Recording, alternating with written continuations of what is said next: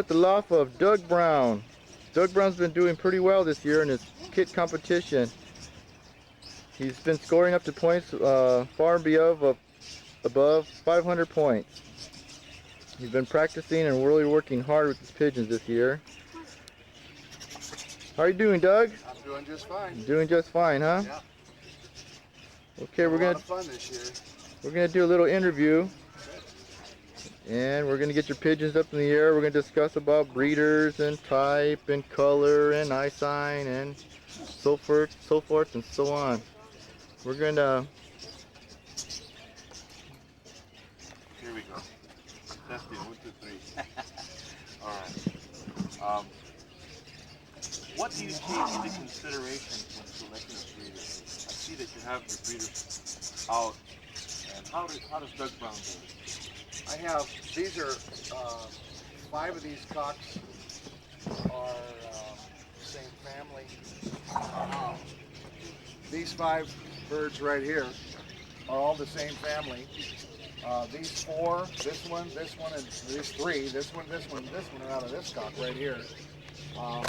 That's a 83 cock. I have his father. That's a 81 that I still breed from. His full brother is the grandfather to this one. Now these birds are, I've had these birds since 1981, and they have a little bit of 514 in them. They have a little bit of the Crystal Palace birds in them. They have some red-headed hen in them, but they've been my birds for so long that I don't even think about that anymore. The way I breed them, as you see, they're all pretty much selfs, except for the grizzle cock. What I look for, essentially, is I look for medium. Now all these birds, maybe except for the old cock, are a little bit on the tall and long and tubular kind of body. And I'm looking more for medium. These birds are out today because I'm looking them over for hens that I want to breed to them. And I'm looking for medium hens. I'm going to breed these 5 cocks here to Stewart birds, which are smaller, shorter birds than these. These birds are fast. They're deep, and they're medium frequency. The Stewart birds are medium depth, fast, and more frequent. And the two crosses make some really fine birds. I have about 6 other brothers of these around that I already have mates for.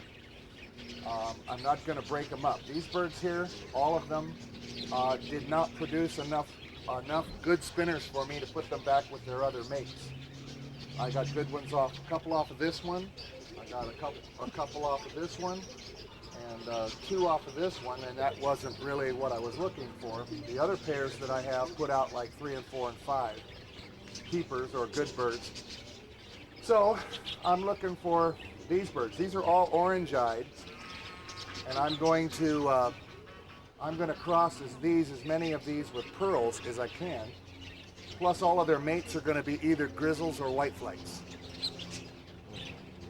What's the reason why you're mixing the orange eye back into the pearl eye? Is that something that you just want to experiment or prefer, or is that I guess that goes back to the old Pensum readings and things that I've heard. The majority of the birds in my kit are orange-eyed.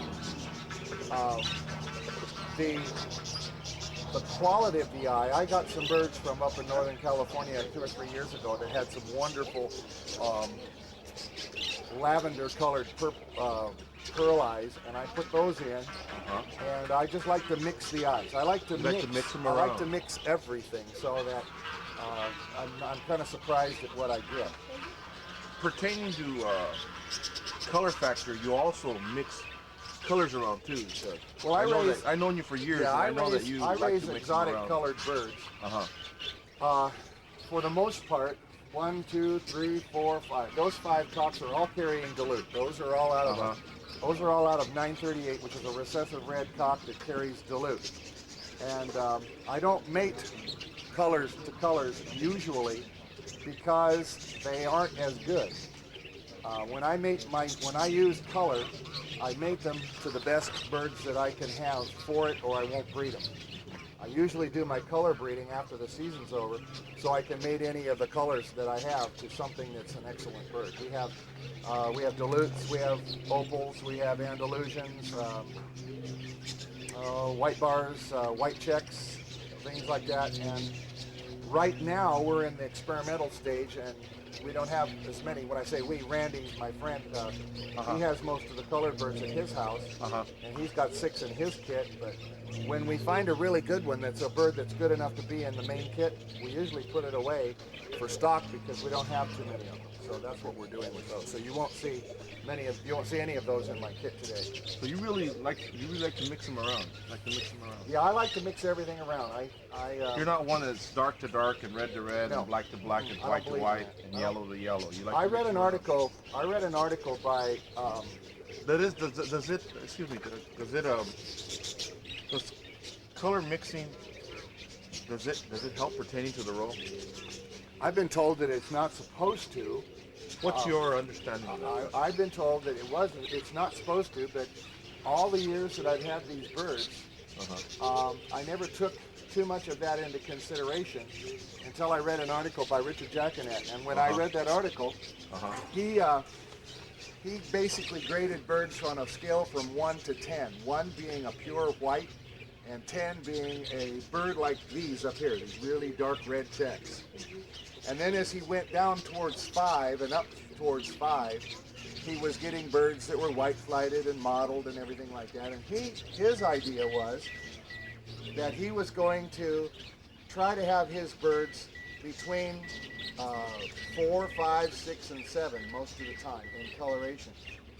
And what that would do, he felt, would make it more about the 1 through 10 principle that Jack and Ed had, and I had never done anything like that before, and I decided that that's what I was going to do last year. And every pair of birds that I had together was either a grizzle or a white flight mated to a self or whatever, and I tried to mix them as much as I possibly could as an experiment more than anything else. And all I can say is that it's true. Whether it's the birds, I don't know. Whether it's the mixing of the colors, I don't know. But I'll tell you, I never had as good of athletic birds that I have right now. And most of them, as you'll see in the kit, there's whites, there's blacks, there's white flights, there's beards, there's models, there's black selfs, there's recessive reds, there's all of that stuff. And so I won't go away from that until I find out that it doesn't work one year, and because it works. Another thing that I found is that the recessive red is a wonderful factor to put in the birds. It's been in them a long time, and all the ones that come out are good rollers, or sometimes even roll downs, or birds that have a hard time, but the roll is there. And it's been something that's really worked for me. And I look at what Jackanet did with the birds that he's had, and when you breed Jackanets, you don't know what color you're going to get because he has done so much of that type of breeding throughout the years that he had them. Like they don't breed true. They don't breed true to color unless you breed like 2 recessive reds together or 2 dark blues together or something like that. But if you mix them, they'll still mix. Okay, I've heard some talk about when birds get hard feathers. I was talking about soft color and hard color. I'm talking about soft feather and hard feather. They say when they get too hard feather, they will sell them, regardless if they're tortoiseshell or dark check or red checker or whatever it may be. And when they go soft color, I've heard them say that they get, they get real consistent or whatever. What is your input on that? What's your understanding on that? Soft feather, Probably and hard feather. Well, give me a little elaboration. Probably the greatest. Some studying on it. Yeah, probably the greatest example of that for me was a guy named Mike Curtis came over here many times and looked over my birds, and spent some time here looking at them, and at the time, I was mixing birds in from Joe Keyser and Joe Borges from up north, which have very, very strong Pensum bloods. And he basically advised me to be careful because he said that my family had softer feathers than those, and that he believed that the softer feathers contributed to more frequency. Now, whether that be true or not, I don't know. But all I know is that it seems to be that way. When I mated my birds to the northern pigeons, which I call the hardcore pigeons, or strong Pensum pigeons, my birds went more seldom, but they got faster. Then when I made the cross with those back to my family, they had the same speed and they were more frequent. They're better birds today than I had before because of the input from those birds. Basically, I guess you would call it clay hen family. There's a bird in that background called 272 that helped me a lot. But I do believe that softer feathered birds are more frequent. Back to the eye sign color. Do the orange-eyed pigeons seem? I mean, can you get a orange-eyed pigeon, dark orange-eyed pigeon that come in early? They say that they come in. I'm asking this question for the novices because some claim that there's so much talk out there that the orange-eyed, deep orange-eyed pigeons come in late, and the lighter orange-eyes come in earlier, and the dark pearl-eyed, dark gravel-eyes, they come in later, and the lighter pearl-eyed. What's your understanding? Is that just hocus pocus, or what's your understanding of that? Well, I think it deals with families more than anything. Okay. My family has come in early forever. Kyle And any color eye? Okay. Any color eye. Kyle was an impatient man, and he did not want to breed birds that took a year to come in.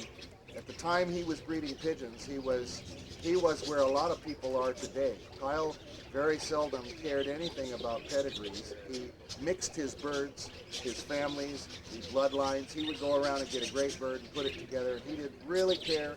And he selected his birds for coming in relatively early. We're talking some come in at 4 months, but they may die on you. 6 months and up, great. They're going to be fine. These birds came in. I had these birds rolling since April. They were like 3 and 4 months old, and I had kits rolling all summer long.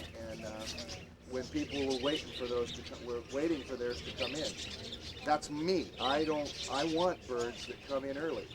So you make the orange-eyed and the pearl-eyed pigeons together, to get a wide spectrum, in your genetic.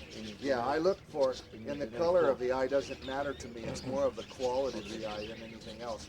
When I look into an eye, I'm looking for real brightness, and I'm looking for little granular stuff inside the eye. And there's a little black circle that I look for in some cases, and I've seen that there's some correlation between some of the better birds have it. Some birds that are good don't have it, but I've not seen many bad birds that have it. So it may or may not mean anything, but it's one of the things that I look at when I see my birds. Again, the color of the eye, just as long as it's quality, I'd like to mix it just so there's a variety. And that may or may not be anything, I don't know. Out of the 30 birds that I have that I go in and out of my main kit, I think there's only 7 pearl-eyed birds. Getting back to, okay, that's good. Getting back to the color factor of the pigeons, do you have a preference? Because all these here are red. I mean, well, I do find, as you see that, I think that this family is very strong in the red and very good in the red. They're not as good in the blue family. When these birds come out in blue, they're not as good unless they're black. If they're black, they're good. They can be just as good as these. I have only one black cock in my stock loft, but he's out of these birds. He's a relative of these birds. Now in the Stewart birds, they also have a lot of red, but my Stewart Foundation hen is a blue grizzle, so I have her mated to a recessive red cock, and they will throw blacks, and they will throw tortoiseshells and blue grizzles and recessive reds and all that spectrum. And those birds are good in the blue color. So I cross that good blue color with this good red color, and I get good ones of both colors. Both of them. You know, since you mentioned Kyle Simmons and Stuart Forsythe, how did you get your start in the pigeons? Since we're right here and the pigeons are lined up here, I happen to know that this is your first family here. I had Modinas at first, and pertaining to the rollers. Yeah, and then Start from the I beginning. used to come down the river road over here, and I would see Kyle's birds flying. When I was a young boy, I had flying birds, and it really interested me, and I had the Modinas that you never let out, and Kyle's birds were really good, so I went over there one day, and I met him, and I was kind of disenchanted with Modinas, and Kyle said, why don't you try rollers? So I brought home 6 birds, and these 6 birds are the original 6 birds that produced everything that I have here that I call my old family. I don't attribute them to anybody else, anything else but me, because I'm the one that's made them or broke them. Whatever they were before I had them, they're mine now, and I've either improved them or screwed them up. But they're mine, and I'm not going to give any credit to anybody else. All right. Hey, much has been said concerning inbreeding and outcrossing and mixing different bloodlines together and maintaining pure strains. Which do you prefer, and what do you practice in your law? Say yes, because I do it all. You do it all. Sure. I believe that I've talked to racing homer people, I've talked to canary breeders, and some of the very best ways that a person gets some of the best performing birds of any type comes from having a pure family and having another pure family, taking the best out of those pure families, crossing them to get more pure family, and then crossing those to another pure family to get out crosses, and you get great birds everywhere else. It depends on what you start with. If you don't have good birds to start with, then it's not as easy to do. Yeah, you got to start with good birds. I have this family, and I have the Stewart family, and I have another family that Randy and I are going to work with that are part Jackanet that we got from San Diego. We have some pure Jackanets. Whenever I look for a bird to put into my family, when I look at it, I take it out of the air and I put it in a cage like this, and I look at it and I see how closely it resembles my own birds. Because I believe if it closely resembles my own birds, it won't be that big of a cross. But I find it works great. A lot of the birds that we have this year are pures, pure my family, both sides, and also cross between my family and Stewart. Yes. Doug Doug Brown doesn't stay locked in one No way. program. No way. Okay. When is it time to call out of the stock clock? When you've given, how much time do you give after, if the bird's a good spinner, and then you move him into the stock clock, and when you get him in there and you breed out of him, and if he doesn't pan out, how long is how long? How much time do you give him This cock on the end right before here. you call, before Doug Brown calls? This cock on the end here I've never used before except one time. And I got a bird that was over hot. We took it over to Randy's house and he bred from it, and we got some good birds. What's that bird's number, Doug?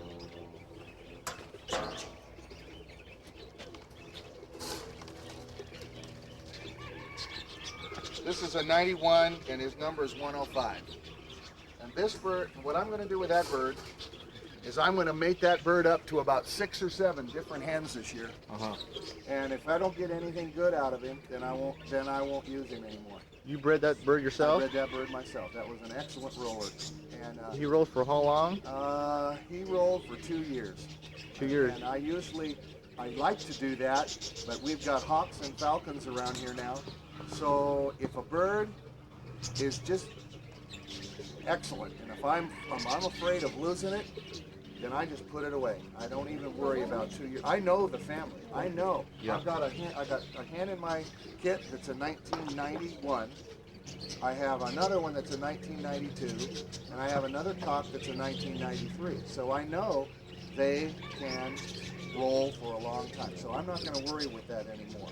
So you mate like this cock you're gonna mate them on 6 or 7 hens, and then you what do you go a whole year? You fly No. the whole youngster for a whole year, or you can tell.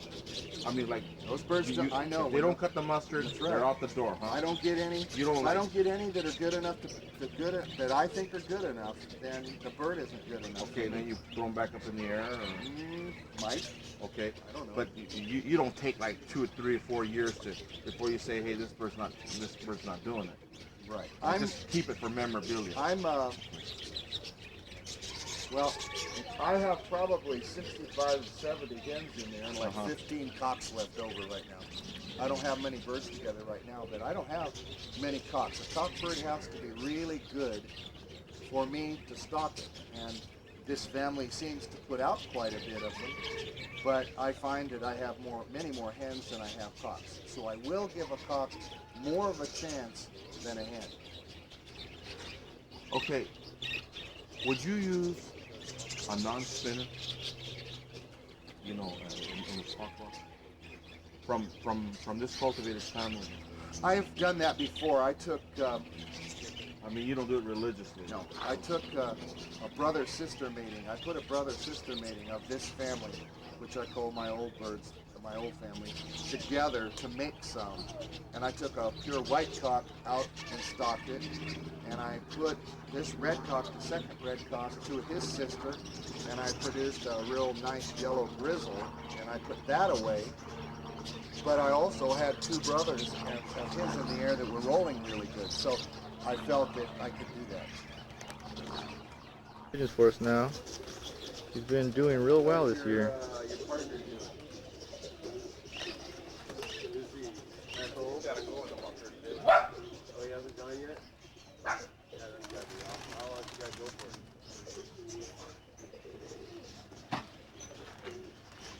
Here, let's see. Where was I at? Right up there.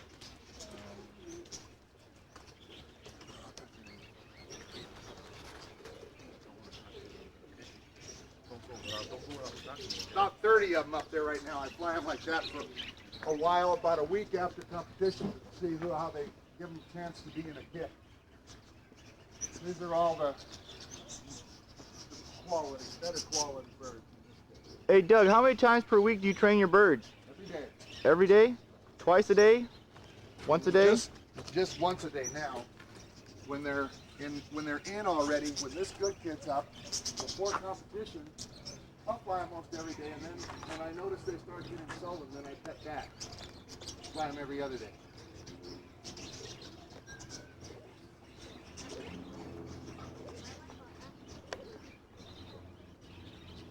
So Doug, we were talking about breeding out of a non-spinner, and you elaborated on that. I don't like to. You don't like to? No. Doug, would you breed out of a pigeon that wasn't great in the air? That's just a regular spinner. Just a regular one. I don't like to. You don't like And to? I like to. See, it's a performance breed. So you're hardcore in that area. I know, and I hear a lot of people say that you're going to ruin your birds if you do it that way. And You don't mess around that area. no. Now, that's not to say that I won't experiment now and then. That's for sure. But that's not as a rule. That's not me as a rule. Because anybody that raises any kind of a performance creature, they don't do it that way. You don't. If you're a horse breeder, if you're a racehorse breeder, you don't breed a horse that can't run. Yeah, it's for the novice. It's for the novice so they can get a little understanding of drugs. Because they fly their pigeons. They get a family, they start flying their pigeons, and then the first bird that rotates over, I did that in the they beginning. want to I they did want that to in the move into beginning. the stock lot. It might not necessarily be the right one. That's how I did it in the beginning. I was shitty kids for a long time. Because everything that rolled, I didn't have a whole lot of money to go out and buy a whole bunch all at once. So everything, I made my own bird. And that's how Kyle told me to do it. He told me to take them out of the air and breed them. Pete, can you bring the camera closer over here? I'm trying to. Okay. Speak up. That's a pretty good turn. What do you look for, man? I look for stew. In the air. Yep. Speed's the very first thing I look for. Well, one of the things, obviously, I'm changing a little bit now that I'm looking for birds that fly low. Fly low? Like this. I don't want them to fly any higher than this. This kit will fly like this day after day after day after day after day. And I look for speed. And then I look for birds that like to roll. I'll fly all my kits together and I feed them the same every day. I don't change anything except maybe give them more food. What do you give them? What do you give Give them? them 1 can of food. What type of food? What type of grains do you use? He's bringing it. I give them one pecan full of food. I use 13% universal feed, and I don't change except that sometimes I give them more food. I never go any lower than this. I give one of these cans for 20 birds. If I have more than that, then I go a little bit more, but not much more. And these birds will fly anywhere from 20 minutes to 2 hours, depending on what the conditions are and what condition they're in. Without question, they're frequent, Doug. So you breed for frequency as well, but that's not the main. That's my family. My family will do that. I don't want to have to necessarily breed for that. That's in it. That's in it, huh? And any bird that I want to put in my family has to come from a family that does the same thing. Except these birds, if they start going and start getting lots of roll downs, then I'll put that other hardcore family in them to make them a little bit more social. And I hope the family is deep. And these birds are deep. Do you train your young bird kit the same as you teach your old bird? No, I work them to death.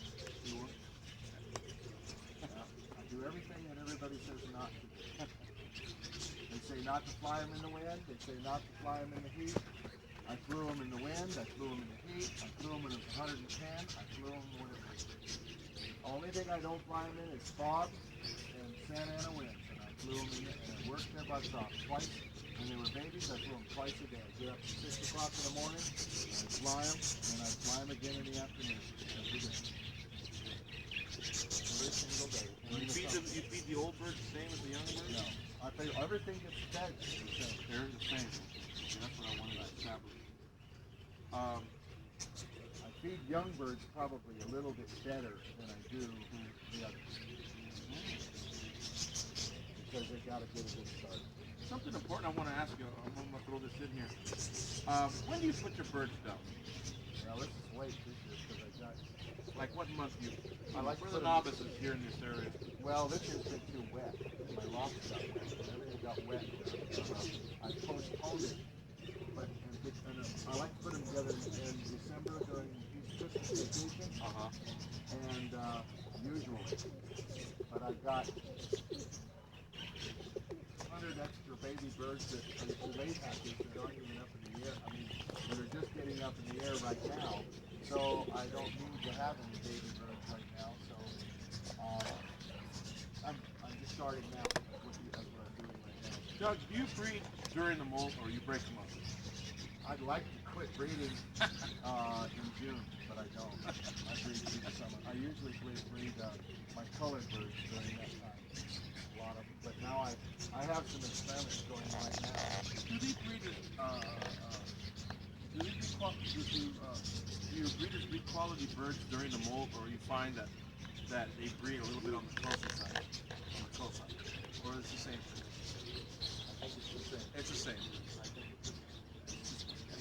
You know, I don't sometimes see much difference. I know that you get a little bit, sometimes you can get kinkers, sometimes the birds suffer a little bit when the birds don't seem to take care of the babies as well. Sometimes maybe every other clutch is good.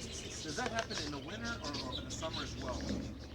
Like during the molt? Are you talking about Winter time you can get some typhoid if there's wetness. Last year, I had this wetness around here.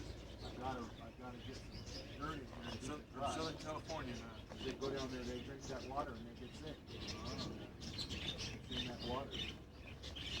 So So you made them during the I don't usually do that, but I'm not afraid of it. yeah, you're not afraid of it.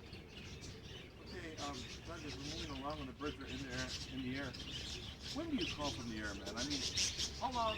How long? I know it's for the novices because sometimes the novices they hang on to those pigeons and they can ruin a team. You know, it can ruin a team. When I need room, when I need room, I got an empty kit box now for all the babies that are coming, and I'll move some birds around to get one, and if I will keep them around as long as I don't need the room, because some birds come in differently. You know, see, Differently. Okay, can you elaborate a little bit more on this? Oh yeah, I think the guy if he's going to be in big competition, he needs birds that come in early for a while, and then he needs birds that come in medium, and he needs birds that come in late. Because if you've got athletes, you're going to have birds that have some problems now and then. There's some of these birds. The last kit that I flew 5 new birds in it that did not fly in the time before, because at that time they seemed to be suffering from overwork or from whatever, and I put them away, I gave them a rest, I fed them up, put them back in the air, and they were great. So you need some birds that are coming in as you go through the year. So my birds come in at all varying types. So I think a guy needs that, but I don't want him to come in after a year old or 2 years old. Forget it. Now all these pigeons right here, they're very consistent. This flock up here is very consistent, but they're really good kippers. They're really good kippers. Yeah. Well, they're not. So They're not. You don't tolerate non-kidding. I mean, not for a main kid. Not for a main kid. I mean, how long do you tolerate a non-kidder? Even when it's young. Like I said, I'll just hang around. Hang around for a while. I love to fly pigeons, Okay, and I'm learning a lot from you them. can learn from them. Oh, you bet. Okay. But if you don't have the room, you don't have the room. Right. Okay. Thank you, Doug. Doug, I'm going to ask you the big question. This is for me. What are the 3 best birds you've seen today? Now, it don't have to be way back then. It can just be something up front if you want. In the last few years, or it can even be in your own backyard. Doug. Doesn't really matter.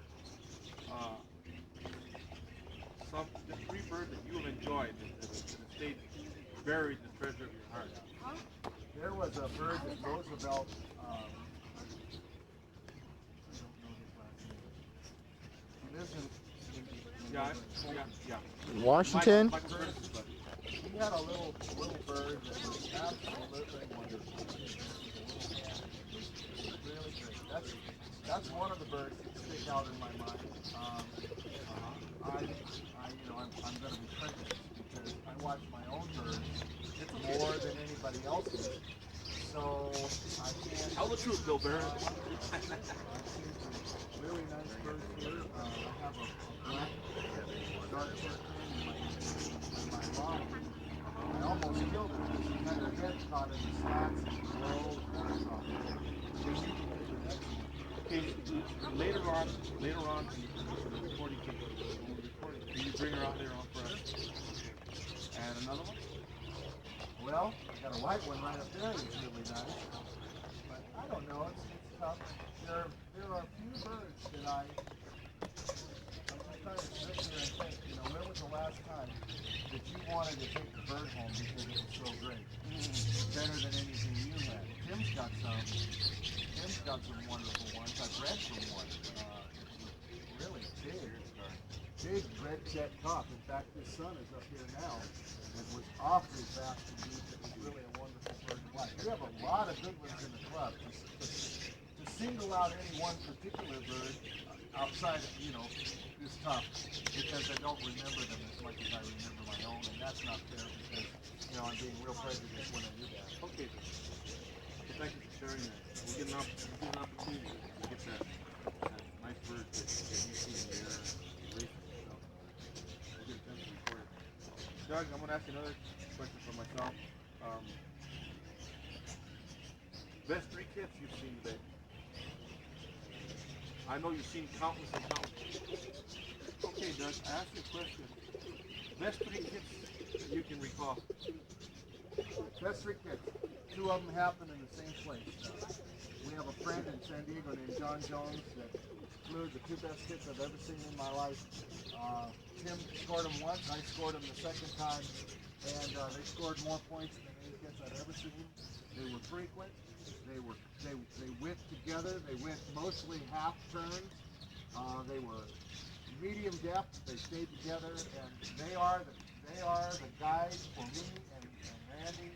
We'll always, whenever we want to compare a kit, we'll compare kits to those. And, Who's the flyer? Who's the trainer? his name is John Jones. He was third in the World Cup last year, and he's got just fantastic birds. And we've got Randy's breeding from about 40 of them right now. So we have that line that we're going to use to cross. About 6 of these birds in this kit are crosses between that family and my old family. These birds that you see right here. We're going to do some more of that here also. Those are awesome pigeons. Lots of color. There's jackanet. A little bit of red-headed hen from Jerry Lynn. They're just some really, really excellent pigeons. And the last two kits that these birds flew were really good. Doug, could you elaborate on a few pigeons up there in the kit? Well, in this kit, there's Some candidates for the slot club?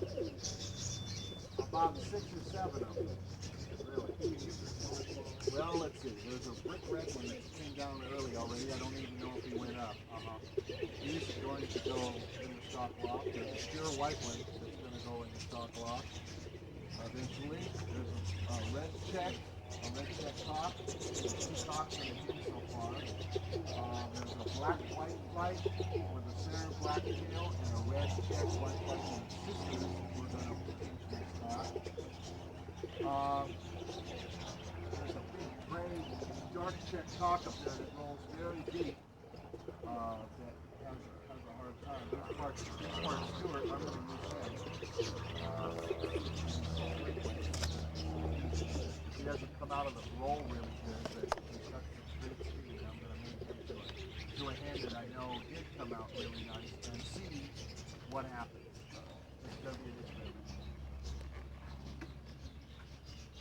But I wouldn't be afraid to breed from any of these because they're all exactly the kind of bird that I'm looking for.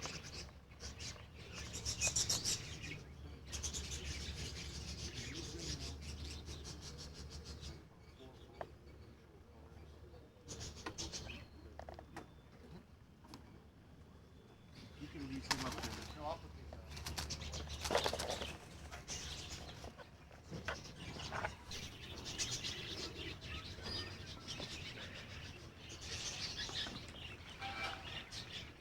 Those birds are kicking butt, aren't they? They're doing okay today. It's pretty hard to look through a video eyepiece right here and really know what the birds are doing till after you go home and look at the pigeons on TV.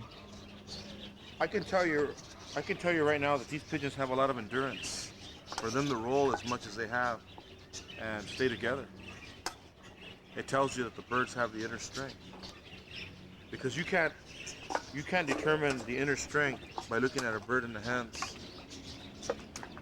You know, the inward qualities pertaining to them rolling, you know. Doug, without question, has done a tremendous job over the years. He is going to be one tough competitor now and in the future, and he's an expert in coloration. And in this tape, I hope after your friends and yourself examine it, you will have a better understanding pertaining to the Birmingham roller.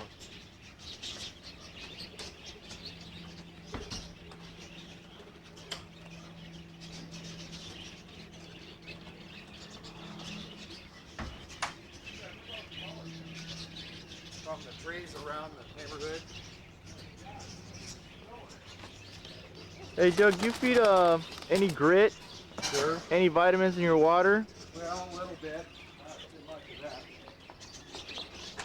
And you feed a 13% protein diet for your pigeons, huh?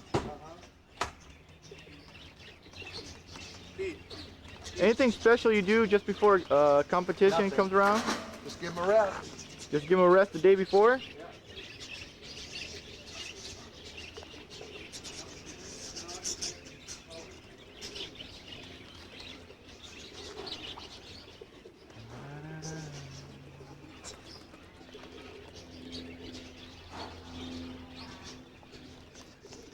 The whole deal about training Birmingham rollers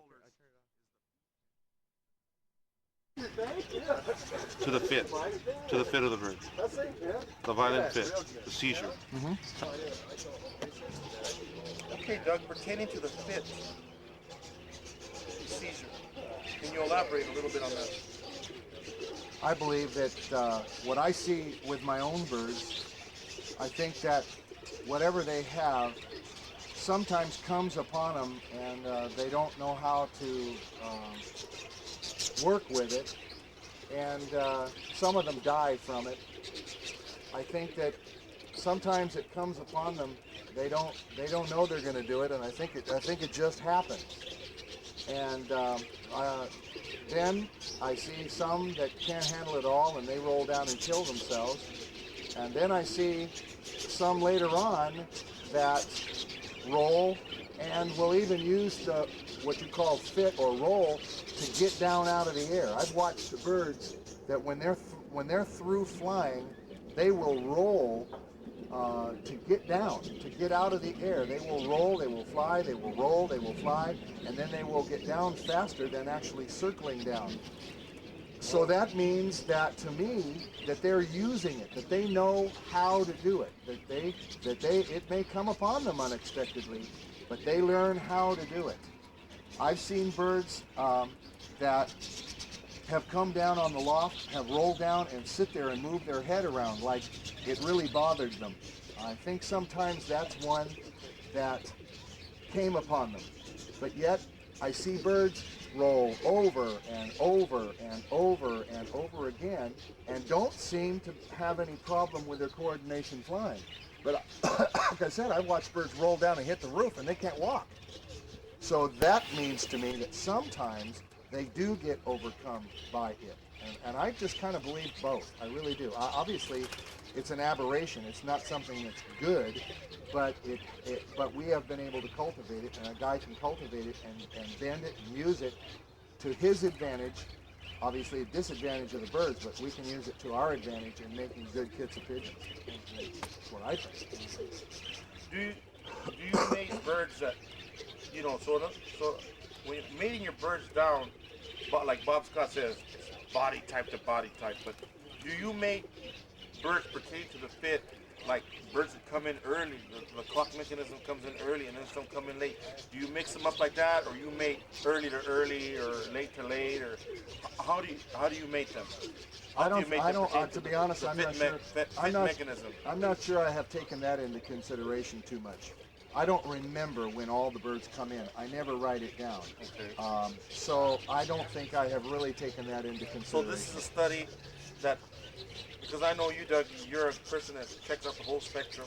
I just seem to know the family. More observation in this that's right. area. It's more my own family comes in early. I know from history that the hardcore birds, the birds from the straight pensum, the pedigree pensum birds, come in late for the most part. So I know when I'm bringing one of those in that I have to breed it to something that's going to be really frequent, or else I'm just going to, I'm going to make my birds go that way, and I don't want my birds to go that way. Okay. So I don't know, it's difficult, but I don't know when all these birds came in or will come in, but I knew they will come in before they're a year old. Okay, pertaining to the colors, you're going to elaborate a little bit on, but can you also talk a little bit about their body types as you're giving the color and explain about the body types a little bit, keel size, and what you have wing and size. What we have here are some exotic colors. I have Can we have you, I have dilutes, I have can we have opals. you get up there, Doug? Right, show us. What I have I guess here 1 to 10. on this side right here, this is an open check, a done check, and a yellow check. I don't know if you can see the open pattern on the yellow checker or not. In the next cage, I have what is called an opal. This is a black opal. This is what happens when you put dominant opal on black. This is a dominant coloration in it. All you need is one in your loft, and you can produce these at any time. So if it's a good one, you're going to get opals quite a lot. The next one is an opal check. It's an opal check. It shows a break in the pattern. If it was a blue check, it would look like that one, but it's not. It's an opal check. The next one is a dilute recessive red. This is what we call yellow self. This one is if this was a dominant colored bird or intense colored bird, this would be a mealy bald head, but this is a cream bar or a yellow bar, some people want to call it. This bird down here is a dilute tortoiseshell. That's a dun grizzle. This bird here is an Andalusian. That is a dominant color. When you mate that bird to another one, you can get some of those. You usually use them on black. You can put them on other colors, and you get some colors that may or may not be very attractive.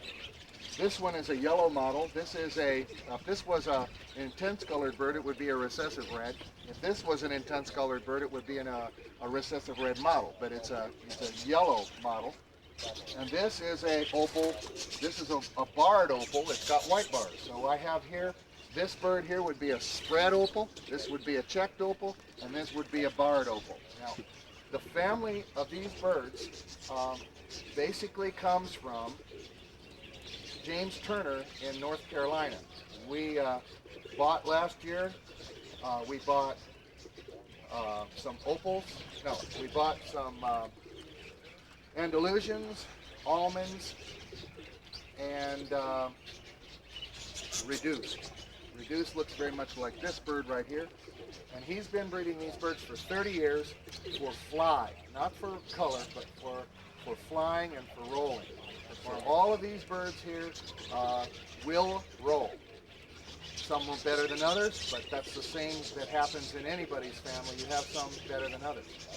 All of these birds are the same type as the ones that are in the air. If I had you close your eyes and I handed you one of these pigeons, you wouldn't know what you're handling. You would not be able to tell me that I'm handling an exotic colored pigeon. I'm working really hard to make these birds exactly what I want them to be. If these birds all roll, these birds will be bred to birds that have proven themselves in the air, because there's no use mating one of these to something that isn't any good, because you already have a bad name if you put these in your loft anyway. People call me a color breeder because I have these in my loft, and I really don't care, because someday these birds are going to be as good to be in the kit as any other, and I like color. I got parakeets over here. I got every color in the rainbow. I raise rat terriers. I have to have an exotic colored rat terrier. If I had horses, I'd have exotic colored horses. When I had Medinas, I had exotic colored Medinas. There's no way I'm going to have these pigeons if I can't have colored birds. But that's what made you decide to buy these kind of birds from this one certain gentleman back east? Yes. Just for the color? Because he has, yes, because we wanted selected individuals that are good. This hen down here, this Andalusian hen, is off of a cock that he won the individual fly with, which is an Andalusian white flag. It's number is 007, and it's famous back in North Carolina for being a fantastic pigeon, and all of his birds are quality pigeons. So have you put this family actually on your family that you have right now? Yes. These are all, that one over there is from Chan Grover, but all the rest of them are birds that we have. Up in top? The yellow bar bald-headed hen is from Chan Grover, and it's the only one here that we did not breed myself. The dun check here, the yellow check there, the yellow hen over there, and the yellow model hen on the bottom, those are right out of my old family. Their parents are both dark. They have they're out of my old family. My old family carries it. All the rest of these exotic colors are half from Turner and half from my old family. Your old family. So it's not going to be so much a scientific mating together, because you already have some kind of discernment about these pigeons, because you already had the family in the past. Yeah, I know. I already know how to make all these colors. These are very very easy to learn. If a person wants to learn, it's very easy to learn. They're dominant colors for the most part, so if you have, you can get the color just like that. So now all you have to do is put them to good birds, so the color you get is going to be good. And these birds right here, we've stocked this opal check already, and we've stocked that white bar already. Both of those birds will be good enough to be in that kit up there. But I don't want to mess with them. I don't want to have a hawk come and get them. So I've got those. Those colors up there, a dime or a dozen. These birds here are just as good, so I'm going to put them in the stock lot. So you bred out of these birds already? And No, you got... I'm not. Oh, I'm you're breeding not. from them now. You're breeding from them now. I'm breeding from that cockbird right there. And So I will be breeding from that one right there. You got no young in the air right now? In other kits I do, yes. Other All kits you these do. other birds are in the air, except that one on the end. Okay. Boy, a lot of color. A lot of color in these pigeons. Yeah, and it's so much fun. So much fun. And people that are that prejudiced are missing out. Learn something every day. Doug, can you elaborate a little bit on what you consider proper body type for them to roll? Can you, pertain with the keel and the wing size? Okay. Up there. Thank you, Doug. You asked me a question about type. I like medium. What do you consider proper type? I mean, what do you consider the right and proper type? I like a keel that has some round to it. When you run your hand along the keel, I like the keel to go in a circle up to the vent. I like it to go fairly close to the vent. I've seen birds that drop off a little bit that are good rollers, and I've seen birds that go way up into the vent that are good rollers. But I just kind of like to have the keel go up pretty close to the vent and with not much drop off. That's my own preference. I like this bird here is small. This is a cock. I like small cocks. Very compact. It tells me that this bird can roll very quickly, and he does that. And I like them to be fairly wedge-shaped. I like them to have medium to narrow flights. Randy and I sometimes call these things, when they get big flights, we call them butter knife flights, and I don't like those that much.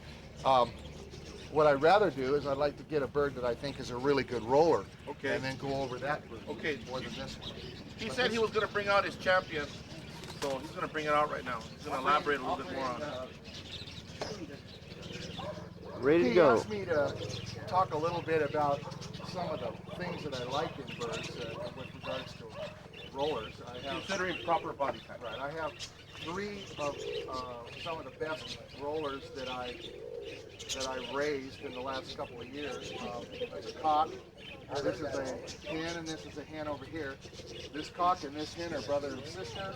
This is the cock that I placed in the Classic 2 years ago up in Modesto. He is extremely fast. He's out of my birds, my old family, and Stuart cross. He is what I would call a small cockbird. He's compact. He's very fast. He has medium to narrow flights. He's got a nice keel that rounds up, like I said before, and he's got a real bright red eye. He is, I don't like him greatly wedged. I don't like him like a triangle, but I do like him. A lot of the terminology that I use is kind of tubular. We're cylindrical in some way. Not real tapered, but fairly tapered. It's kind of a difficult thing to talk about when someone can't hold it. But medium. Now the other cocks that I had up here were quite a lot bigger, but this is a cross between that family and my old family, and it brings the size down. It brings the feather length down also. This is probably the fastest. This is probably the fastest bird that I've raised in the last few years. This bird Pertains to the 3 best you've seen in the air. It's one of them. Yeah, this bird is excellent. She again wedged in the front, tapered in the back, medium flights. I don't like big wide wings from up here to here. I don't like it to be wide. When we see birds, when we've seen some of the old families with the big wide wings, they fly all right. They fly all day. But these birds, Wow. these birds, Look at the wings. Look at the secondaries and the primaries. well, I just Nice like them. feather. I just like them medium. And this Small bird, little wings. this bird was extremely fast. And I've got two her daughters up there. And this bird will go back to her old mate from last year because I raised 4, 5, 6 of them out of this pair that have rolled. This bird's got real good orange eyes. She's made it to a pearl-eyed cock, a white one, a white cock. And Very compact. and I get lavenders and white grizzles out of that.